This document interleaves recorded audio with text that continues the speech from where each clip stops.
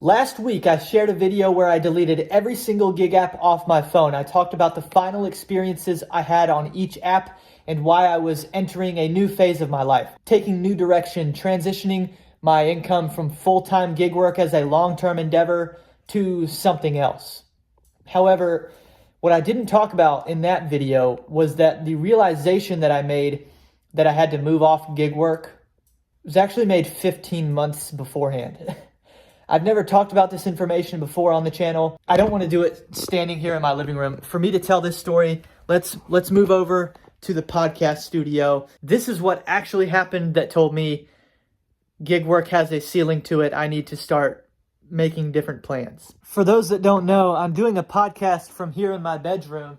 The channel is linked in the description of this video if you'd like to go check it out and support what I'm doing. What I'm going to talk about today is behind me on the shelves of the podcast studio. I have it cleverly product placed so that you can see it in every single episode of the podcast. It's right here. It's the Errand Boy mixtape. If you are a longtime watcher of the channel, you will know what this is. If you're not, this will be news to you. But this is a 13-song mixtape that I made about the gig economy. This was available for purchase on my website at the end of 2023.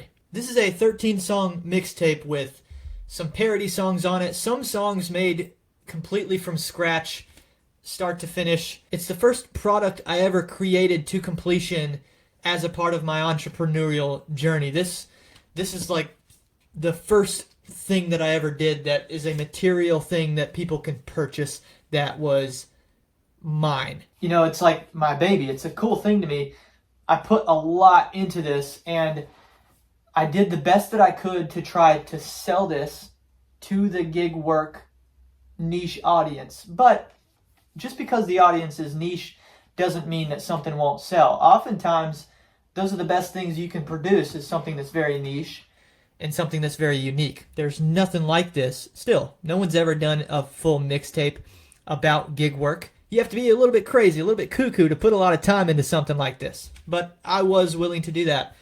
I put money into it too, you know. I paid for some of the parody songs. I had to pay for the licensing of the song. I paid to be able to use the beat. I paid to produce a website. I did all these. I put money into this. I was really, really investing into the concept that this thing might sell. Then I tried to advertise it the best way I possibly could. I went on Pedro DoorDash Santiago, Mr. Bet on You's YouTube channel, his live show. Listen, man, I appreciate you for coming on. Feel very honored. We're going to be premiering your video here. So that's why I'm telling everybody, you got to watch it twice because the wordplay in there is really good. And that's what I can appreciate about you and the mixtape and all that. This was right before Christmas because I was trying to advertise it as, hey, even if this isn't something you want, maybe this could qualify as a gag gift that you'd send to people in your family that you know do DoorDash part-time. Like, I was trying to take every angle that I could to assign value to the fact that people might want to buy this right before Christmas. I went on Pedro's live show, the biggest live show that the gig economy has on YouTube. We got 3,400 views that night. By the way, what I'm saying is this is no fault of Pedro's. He did a great job trying to sell my product for me as well. This could be a good, some good merch or a CD to buy somebody, a fellow driver that you know. Imagine giving them to this for Christmas or something like that. It's a fun gift to give somebody. So definitely go check the website out. Shout out the website exactly. What's the whole title of the website? Just as it appears on my shirt here and at the logo right there, it's just www.uuelte.com. Again, he helped me get it to 3,400 people. But what happened 15 months ago on that live stream was I converted 0 sales. 0. It's not that I didn't sell a single mixtape. I did sell a handful. However, I looked at who was buying them. They were all regulars in my own live stream on my channel. They weren't conversions from brand new people who had never seen me on YouTube from Pedro's channel. I didn't convert any of those people. when I first produced these, I used a website called Atomic Discs. You can buy either 50 or 100 or more quantity mixtapes when you are producing these things. I thought I should definitely buy at least 100. I thought selling 50 would be very, very easy. I thought I've got over 1,000 followers of my own. If I sell to only 5% of those, that's 50. If I sell to a few dozen more, I was expecting for a few dozen sales off of the Pedro live stream. There just weren't any. There were people that were friends of my channel, consistent commenters in our live streams and in my comment sections, that I did not get the sale from. There were people that you guys know. I'm not going to name drop anybody, but there were people with YouTube followings of 5-figure subscriber bases, people that you would recognize from YouTube, that I thought for sure, I was like, I've got their sale in the bag. They're definitely going to support this product and this project. Didn't happen. And that's fine. You shouldn't expect anything from anybody. I'm not saying that I had the expectation from certain people that I was going to get their sale, but I was still surprised. You don't have to expect something from somebody to still be surprised when they don't, when you don't get the support you thought might be coming. And I had to just be real about that whole process, and I hated it and I loved it at the same time, because honestly, I probably lost money on the project from beginning to end. I sold a handful, but probably not even enough. Actually, definitely not even enough to cover what I put into it. So it was kind of a bummer, but also I loved it at the same time, because that's entrepreneurship to its core. You have to lose so many times. You have to be wrong so many times to eventually hit something. So I shouldn't have thought that my first product ever created was going to be profitable, I guess. But, I was still optimistic, and boom, entrepreneurship hit me in the face, and I was like, okay, well, this didn't work like I thought it was going to. But I had to start asking questions, because a lot of the reason that I was in gig work to begin with was because it gave me the freedom, the time freedom and flexibility to do creative things like this on the side. The gig income was enough to buy myself time to produce things, YouTube videos, a mixtape, that would have some potential to return value for years to come. And when the gig economy internet market as a whole reacted to this and said, we're not interested, I was like, okay, I need to reconsider what my long-term plan is here. The product itself, I know, is solid. I tried to do things to build value into the CD, like sign the first mini copies that were purchased. I tried to,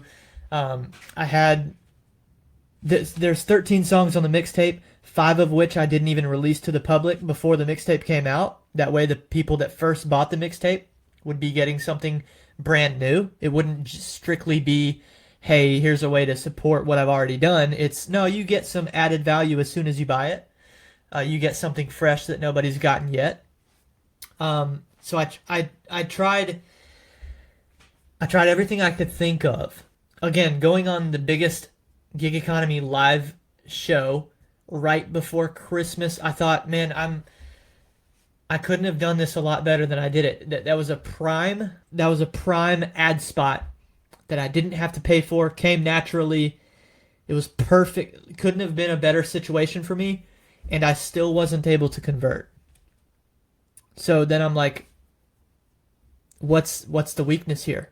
What I never talked to Pedro about was, because I've bought one of his merch shirts. I have the Bet on You t-shirt. So I, of course, made some merch associated with the Errand Boy mixtape as well. I sold even less merch than I did mixtapes. I sold a handful of mixtapes. I think I sold 1 or 2 pieces of merch, like 1 or 2, literally 1 or 2. I never talked to Pedro about how many Bet on You shirts sell. I don't know. So maybe I went into his audience I definitely went into his audience blind. Maybe he could have told me like, hey man, don't expect too much. Because I don't know, maybe if he's not pushing shirts to his own people, I'm definitely not going to push my merch to his. That would make sense. Either way, the huge realization after trying to sell the Errand Boy mixtape and pretty much failing to do so, right after his show, I was refreshing my website page every 30 seconds to see when's that first sale going to come through? When's it going to come through? I'm refreshing it. After doing that and getting no motion, I started doing that every minute.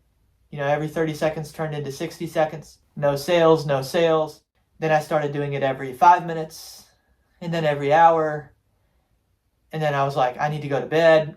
And then I started checking it once a day, and just there were no sales coming through. And after the first 48, 72 hours or whatever of that live stream being on YouTube, I knew, okay, however many people are going to watch Pedro's Sunday night live stream that week have already watched it. That's it. Like, there's no point in me continuing to hope. That opportunity came and went, and I did not convert the sales that I was hoping for.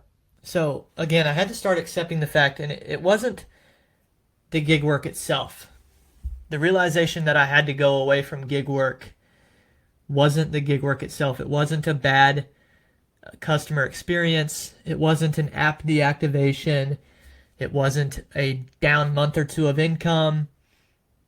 It was no problem of the gig apps. It was the fact that when I tried to scale something entrepreneurial on the side as an offshoot of gig work, and it didn't work, I was like, I can't keep telling myself that I'm doing gig work to supplement the creative when the creative gets produced and then doesn't produce anything back to me.